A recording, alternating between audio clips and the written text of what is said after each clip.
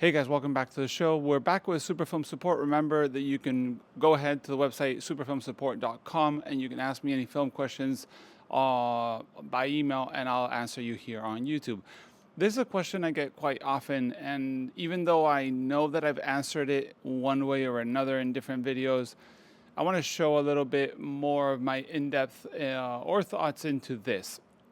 So this message is coming from Arvid, which I'm sorry if I'm saying your name wrong. And he says he's a total newbie to 4x5, or at least that's what he mentions on his subject. And he says that he would like to get the 4.5 N2 Chamonix, but or the F2. And the F2 is not available right now. He could wait for it, but the N2 is available.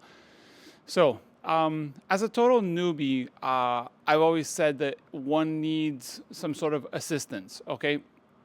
And what I mean by assistance is large format photography is a totally different system to what we're used to in medium format or 35. When you get into 35mm, you got a Nikon system, or you buy a Nikon or a Canon system, or a Minolta system, or a Pentax system, or M42 system and whatnot. And everything kind of like speaks the same language. All the settings are pretty much similar. There's a few little specs here and there from camera to camera, lenses and so on. But it's all easy. We all understand that.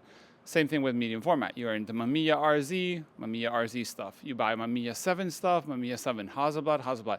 But when you get into 4x5, it's like everything works with everything, but not everything works fine. Then there's some, and then same with the cameras. There's cameras that have more of a learning curve. Some have less of a learning curve. Some are like really complicated. Some are really easy.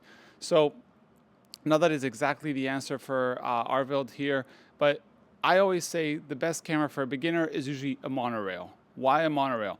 Because monorails are big, bulky, and have like zeroing positions, and everything movement is usually independent, and there's a knob for it, and you just kind of like slowly learn your way through it. It's sort of like a way to get used to the mentality of what it is to use a large format camera.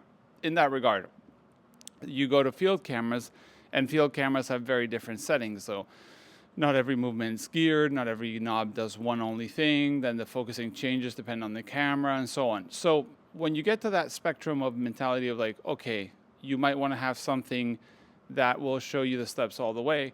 4x5 F2 would have more movements and abilities than the N2, but at the same time, the Chamonix N2 is a very, very capable camera. I mentioned it before, but Todd Korol made a video about the N2. I'm going to link it up here in the description. It's really good, explaining how it's a great camera.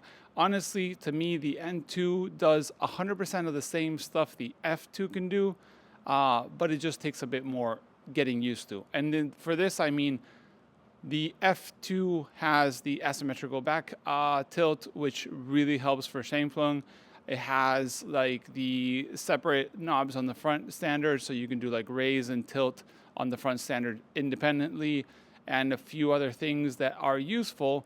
But, and like I said, sometimes it's good to have a different knob for a different thing, but the N2 can do. Honestly, for the price of the F2 versus the N2, you could probably get like, I don't know, 300 sheets of Fomapan 100, which is a great entry-level film, and not so entry-level. There's one of my favorite photographers, shoots that all the time and does amazing. But yeah, basically, you could get 300 sheets, and in those 300 sheets that you could be shooting right now because the N2 is in stock, you would learn how to overcome the limitations it has versus the F2.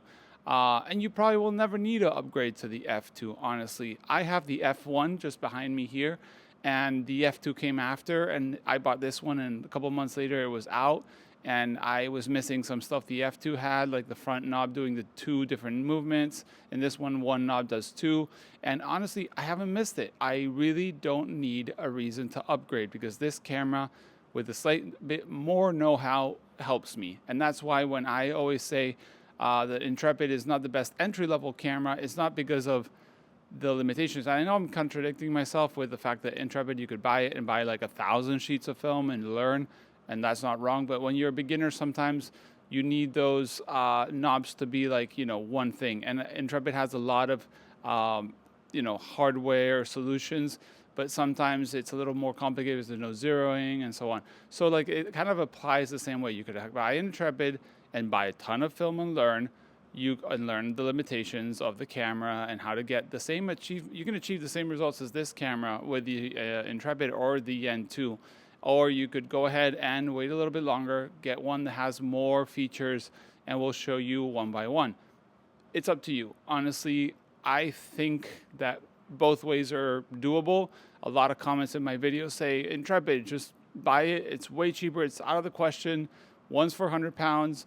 The other one's 1,300 euros, or whatever currency we're playing around right now. It's up to you. Honestly, you could do the same work. As a total newbie, I like the idea of cameras that are sturdy, cameras that are precise, cameras that don't have any wiggle room, cameras that have a knob per thing, and that's why I love large format monorails for that same reason. I'm a huge Hp5 fan. I think the Toyo GX line is super cheap and also great. I understand that it's a heavy camera to take out to the field and all these things, but that's what I love for entry. When I do classes in large format, I always let them use a monorail, and they always come back like, damn, like that camera, I can do everything I wanted to do without having to think much about it because the camera has it all built in. But yes, then you have to take it out and they hate it, but you know what I mean. So yeah, honestly, Arvild, I would say it's up to you. Choose to go ahead and start shooting straight away and buy the N2, or wait a little bit and get the F2, spend a bit more money, and you have that asymmetrical tilt. Think about this. I find the asymmetrical tilt on the back very, very fun if you're very into Steinflung. If you do a lot of back tilt and you like focusing like a rock in the front and the back mount is on the background, and you want to have that like Steinflung rule doing all that focus for you, or you're doing tabletop photography and you're doing like little stuff on a table, it's super useful. But I can achieve that without it. Not that this one doesn't have it. This one does have it. It's the F1 with like 3 steps more than the F2. So it's up to you. Honestly, I love both. I actually love them all. Intrepid, CNR, Chamonix. That's why I have all of them. I don't have them here. They're still shipping. But yeah, I like them all. But as a newbie, take that into consideration. Do I buy more film and learn? Do I buy a camera with more features and learn one by one what each one can do? And what is that? Also, one recommendation I always give to newbies on large format: shoot your first box without any movements at all. Just focus on your subject, take a picture, just like a big Hasselblad, one plane of focus, nothing else, just everything parallel. It'll help you understand the developing, the loading, and all that, those mistakes we all do at the beginning. And then from there, start with like rise, fall, or shift, like the parallel ones. And then you can start with the, Steinflung and tilting and all that, because that will kind of make your head explode at the beginning. You kind of need a bit more muscle for that. So yeah, that was Super Film Support, a little bit all over the place this week. I hope it was helpful. Arvild, as you know, guys, superfilmsupport.com, you ask me anything. Also, this is run by basically Patreons and PayPal donors. It's a way for me to sit down, turn on the camera, and talk stuff that nobody's going to Google or SEO.